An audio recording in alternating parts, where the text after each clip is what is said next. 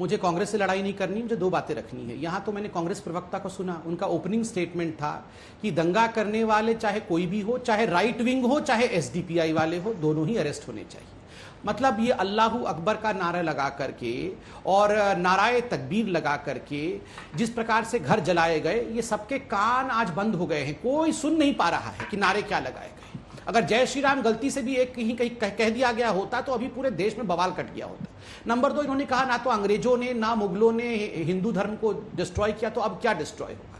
देखिए, मैं हिंदुस्तान की जनता को कहना चाहता, आप जानते हैं सबसे बड़ा मंदिर अगर पूरे विश्व में भगवान का कहीं पर है तो वो अंकोर वट है। अंकोर वट वो हिंदुस्तान में नहीं है, कंबोडिया में है। वहां तक थे 100 वर्षों के अंदर, यहां इतनी मुट्ठी भर लोग रह गए हैं। और समाप्ति कोई 10 दिन में नहीं होती है, समाप्ति 500-600 साल में ही होती है। और इस प्रकार से चलता रहा। और मैं किसी को दोषी नहीं मान रहा हूं, एसडीपीआई को दोषी नहीं मान रहा हूं, मैं दो कारणों को दोषी मान रहा हूं। एक तो हम शुतुरमुर्ग बने हुए हैं, दूसरा हमारे घर के जयचंद, कुछ जयचंद यहां बैठे, हमारे घर के जयचंदों ने हमारे घर को लूटा है, हमारे घर के जयचंदों ने हमारे घर को लूटा है। अरे नाम लेने में शर्म कर रहे हैं, वो घर जला रहे हैं और यहां जयचंद नाम तक नहीं ले पा रहे हैं। अरे टीका लगाने से कोई सच्चा हिंदू नहीं बन जाता है। टीका लगाना है ना तो दिल में लगा टीका, दिल में लगा टीका, और कहो किसने घर जलाया है, हिम्मत है तो कहो किसने घर जलाया है। अरे भैया, जयचंदो मुंह से नाम नहीं निकल रहा है। मैं जवाब देना सही बोल रहा हूं। विधायक का भतीजा आपकी पार्टी का कार्यकर्ता है कि नहीं है? यहाँ संघ वालों ने घर चलाया। विधायक का भतीजा आपकी पार्टी का कार्यकर्ता है कि नहीं है?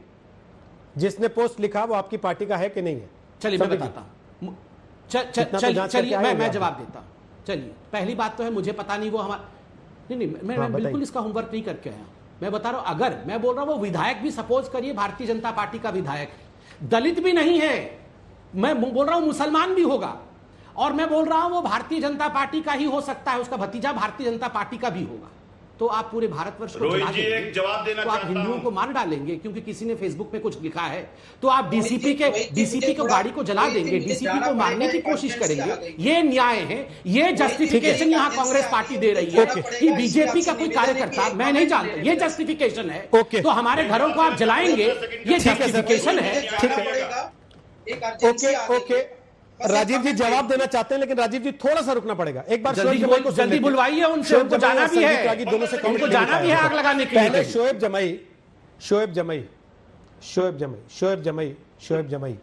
जमई बहुत देर से हाथ उठाए आप। कल हाथ उठाया आपने एक बार भी जब वहां आग लगा रहे थे लोग, कहा कि रुक जाओ, मैं शोएब जमई बोल रहा हूं, मीडिया कोऑर्डिनेटर बनकर घूमता था मैं सीए एनआरसी के आंदोलन के दौरान, मेरे कहने से रुक जाओ, आग मत लगाओ शहर भर में, या फेसबुक पोस्ट का जवाब शहर में आग लगाने से होता है? देखिए रोहित जी, सबसे बड़ा मुझे तो बड़ा आश्चर्य हुआ कि जब आपने एक बार भी ये सवाल नहीं किया कि क्यों इस देश में बार बार मुसलमानों की भावनाओं को आहत किया जा रहा, बार बार प्रॉफेट मोहम्मद सल्लल्लाहु अलैहि वसल्लम के खिलाफ आपत्तिजनक बातें की जा रही है। हमने तो कभी राम के खिलाफ आपत्तिजनक बातें नहीं की। अभी संबित पात्रा जी जो है, हालांकि मैं किसी भी हिंसा का समर्थन नहीं करता, मैंने कहा कि विरोध प्रदर्शन में हिंसा समाधान नहीं है, हालांकि मुसलमानों को इसका बहुत बड़ा चोट पहुंचा है। भाई साहब, आप समर्थन करिए ना करिए, आप ये बता चुके हैं कि किसी भी बात पे आप लोगों को आग लगाने के लिए सड़क पे उतरने को तैयार होंगे। नहीं, आपको आगे कहने की जरूरत ही नहीं है, आपने उतने में ही बता दिया है। मैं बड़ा स्पष्ट रूप से एक बात बताना आपसे चाहूंगा कि इस देश में एक फैशन सा बन गया। अभी संबित जी कह रहे थे मुसलमानों को डिफाइन कर रहे थे, इस्लाम को डिफाइन कर रहे थे, मैं इनको एक डेफिनेशन देता हूं कि मुझे राम के और सनातन हिंदुत्व से कोई दिक्कत नहीं है, लेकिन भारतीय जनता पार्टी और आरएसएस के हिंदुत्व से सबको दिक्कत है, जो घर जलाने में यकीन रखती है, जो मस्जिद तोड़ने में यकीन रखती है।